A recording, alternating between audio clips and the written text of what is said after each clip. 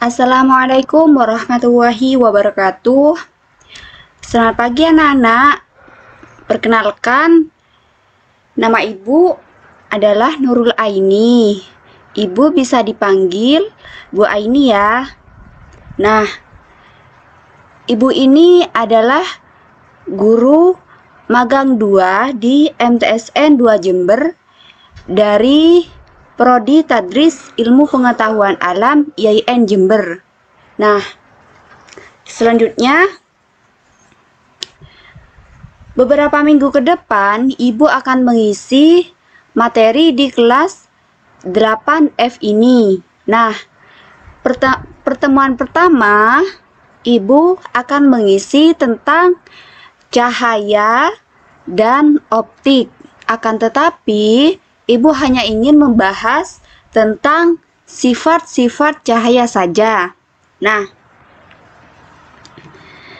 selanjutnya ini merupakan kompetensi dasar dari cahaya dan optik pada 3.12, yaitu menganalisis sifat-sifat cahaya, pembentukan bayangan pada bidang datar dan lengkung, serta penerapannya untuk menjelaskan proses penglihatan manusia, serangga, dan prinsip kerja alat optik. Selanjutnya, pada tujuan pembelajaran yang harus dicapai oleh siswa, yaitu yang pertama, siswa dapat menjelaskan proses melihat. Yang kedua, siswa dapat mendefinisikan pengertian cahaya. Yang ketiga adalah siswa dapat menganalisis sifat-sifat perambatan cahaya. Yang keempat yaitu siswa dapat menjelaskan hukum pemantulan cahaya. Nah, bagaimana sih proses melihat suatu benda? Dilihat dari gambar ini, coba kalian pikirkan. Ada mata, ada cahaya, lalu ada objek. Nah, bagaimana bisa dapat melihat suatu benda? Yang pertama, mata. Mata ini merupakan indera penglihatan manusia yang berfungsi untuk melihat suatu benda. Nah, yang kedua ada cahaya. Nah, ketika kita melihat suatu benda, kita memerlukan cahaya. Tanpa cahaya, kita tidak akan bisa melihat suatu benda. Coba kalian pikirkan ya.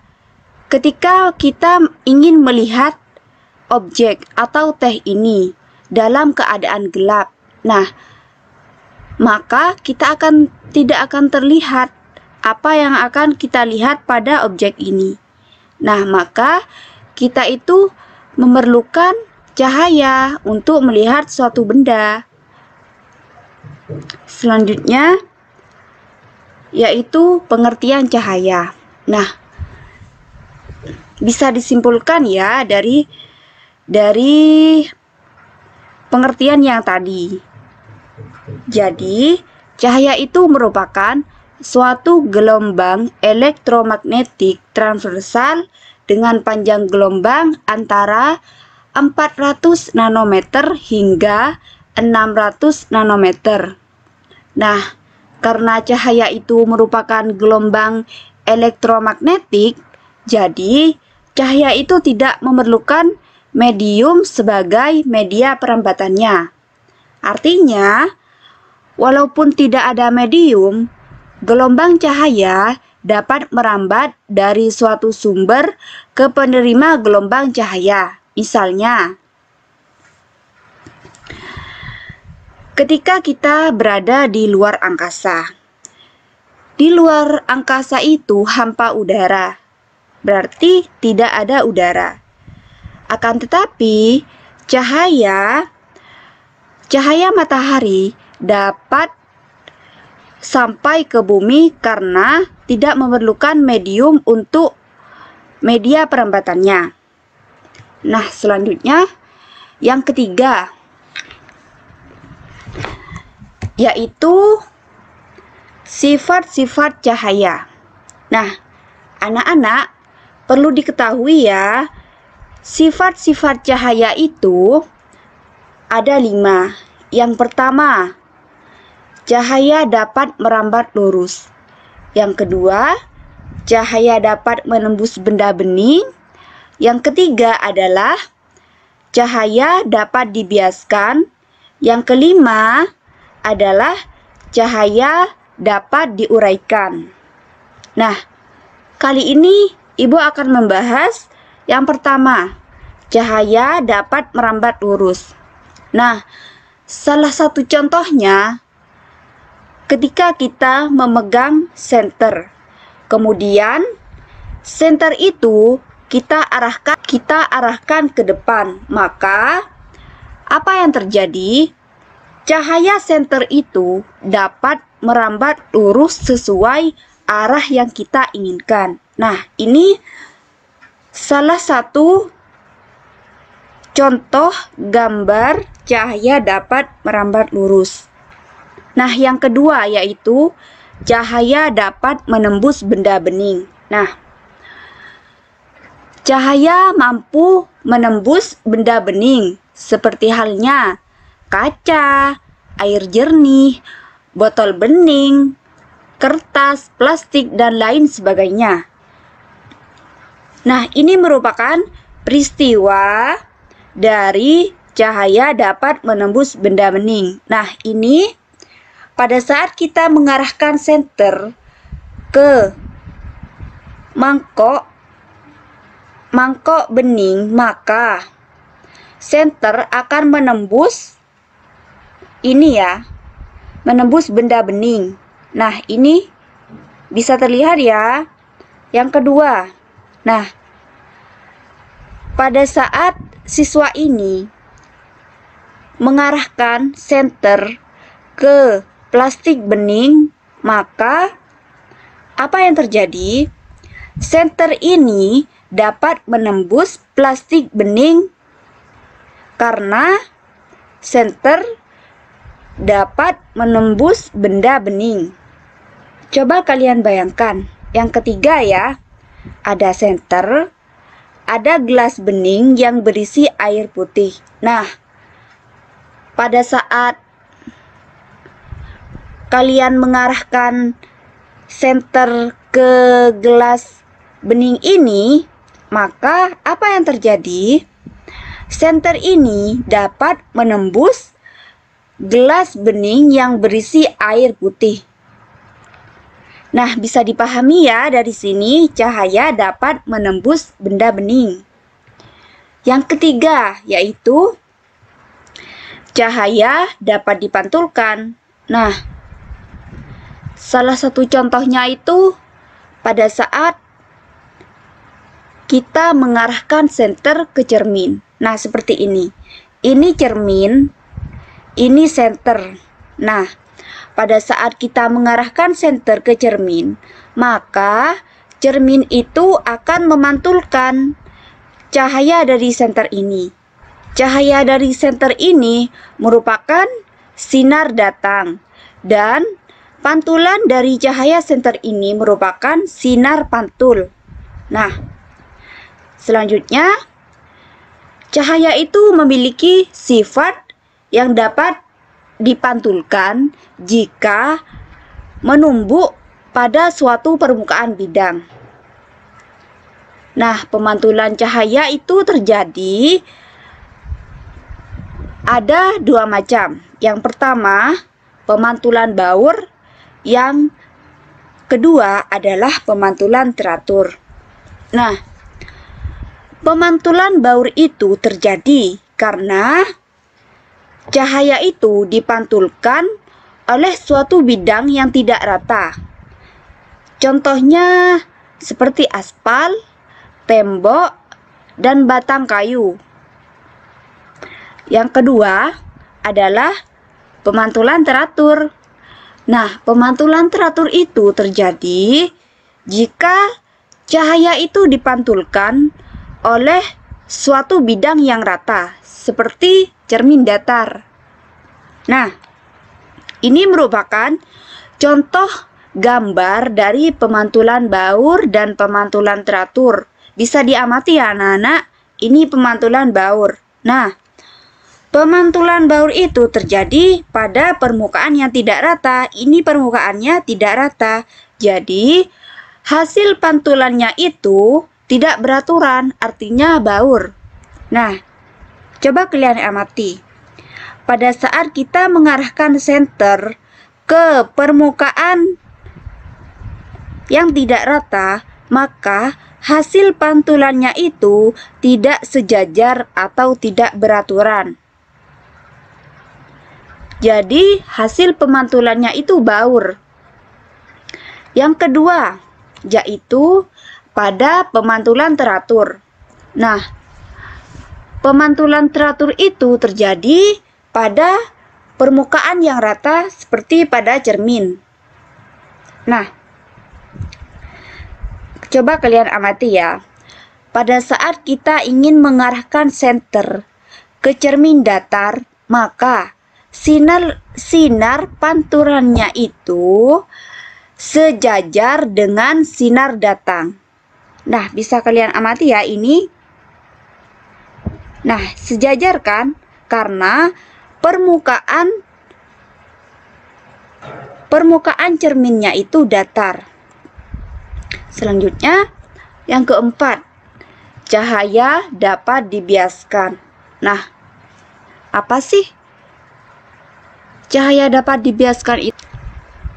Nah, pembiasan cahaya itu merupakan peristiwa pembelokan cahaya ketika merambat dari suatu medium ke medium yang lain yang memiliki indeks bias yang berbeda. Nah, pembiasan cahaya itu terjadi karena adanya perubahan kelajuan gelombang cahaya ketika gelombang cahaya tersebut merambat dari suatu medium yang berbeda. Contohnya ini. Nah, ini merupakan contoh gambar dari cahaya dapat dibiaskan. Nah, coba kalian amati ini. Ini ada gambar, ada gelas yang berisi air putih, lalu pensilnya itu dimasukkan ke dalam gelas yang berisi air putih. Nah, pada saat kita memasukkan pensil ke dalam gelas yang berisi air putih, maka dari luar itu seolah-olah pensil itu seakan patah. Padahal tidak, pensil itu tidak patah. Berarti ini merupakan peristiwa dari cahaya dapat dibiaskan karena cahaya melewati medium yang berbeda. Contohnya ini medium udara dan ini air. Nah, anggap saja cahaya datang ini merupakan pensil yang tadi. Nah, sebenarnya pensil itu kan tidak patah, jadi arahnya seperti ini. Karena melewati medium yang berbeda, melewati medium air, dari udara ke air, maka cahaya yang datang itu dibiaskan, dipatahkan. Nah, seperti ini. Jadi hasilnya seperti ini. Seolah-olah patah kan? Aslinya sebenarnya tidak. Pensil itu tidak patah. Nah, ini juga merupakan dari contoh cahaya dapat dibiaskan. Yang kelima yaitu cahaya dapat diuraikan atau dispersi cahaya. Dispersi cahaya itu adalah peristiwa penguraian cahaya polikromatik atau cahaya putih menjadi cahaya monokromatik. Nah, ini merupakan contoh gambar cahaya dapat diuraikan. Prosesnya itu seperti ini. Anak-anak bisa dipahami ya penjelasannya tadi. Nah, seperti ini. Cahaya polikromatik itu cahaya putih. Pada saat kita ingin mengarahkan cahaya putih itu ke prisma, ini prisma, maka prisma itu akan menghasilkan cahaya monokromatik atau cahaya yang berwarna-warni, seperti cahaya pelangi. Nah, ini cahaya polikromatik itu seperti cahaya matahari. Ini adalah contoh gambar nyata dari peristiwa cahaya dapat diuraikan. Nah, ini adalah sinar matahari. Ini adalah prisma. Nah, pada saat prisma itu diarahkan ke sinar matahari, maka prisma itu akan menghasilkan cahaya monokromatik, cahaya yang berwarna seperti cahaya warna pelangi. Ini ya, bisa diamati ya. Selanjutnya adalah hukum pemantulan cahaya. Hukum pemantulan cahaya itu berbunyi,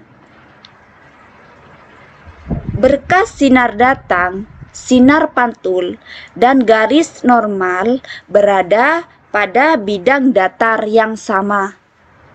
Nah, yang kedua, sudut sinar datang disebut I kecil.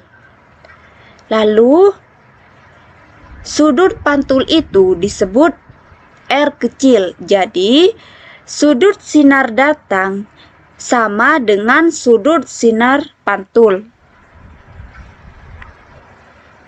I sama dengan R. Ini, seperti ini. Hukum pemantulan cahaya itu kan tadi seperti ini. Sinar datang dan sinar pantul itu lalu garis normal berada pada satu bidang. Ini bidangnya.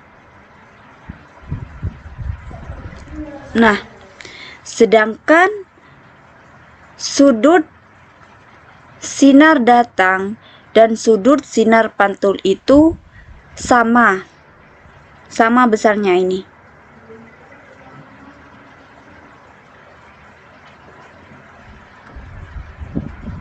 Nah, garis normal itu merupakan garis yang tegak lurus pada bidang pantul. Ini disebut dengan N. Ini garis normal ya.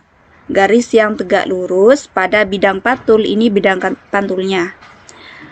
Sedangkan sudut datang merupakan sudut antara sinar datang dan garis normal. Ini sinar datang, ini garis normal, berarti ini sudut datangnya. Lalu sudut pantul merupakan sudut antara sinar pantul dan garis normal. Ini sinar pantul dengan garis normal, berarti ini sudut sinar pantulnya. Nah, dari sini bisa dipahami ya tentang pengertian cahaya, sifat-sifat cahaya, terus hukum pemantulan cahaya. Nah, dalam Quran surah An-Nur ayat 40 itu sudah ada.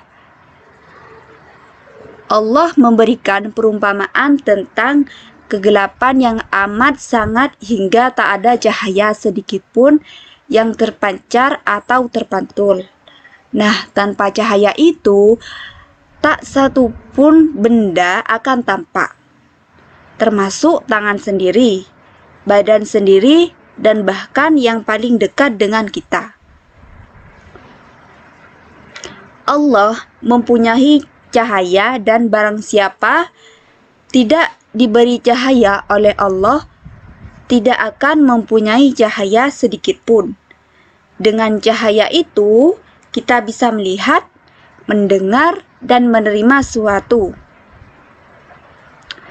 Namun untuk mendapatkan cahaya Allah itu, manusia harus menggunakan ketajaman pikiran dan kolbunya dengan selalu mendekatkan diri kepada Allah. Sekian penjelasan dari saya, kurang lebihnya mohon maaf.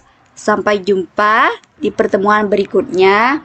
Tetap semangat ya, walaupun kita tidak bisa belajar tatap muka secara langsung. Kurang lebihnya mohon maaf. Wassalamualaikum warahmatullahi wabarakatuh.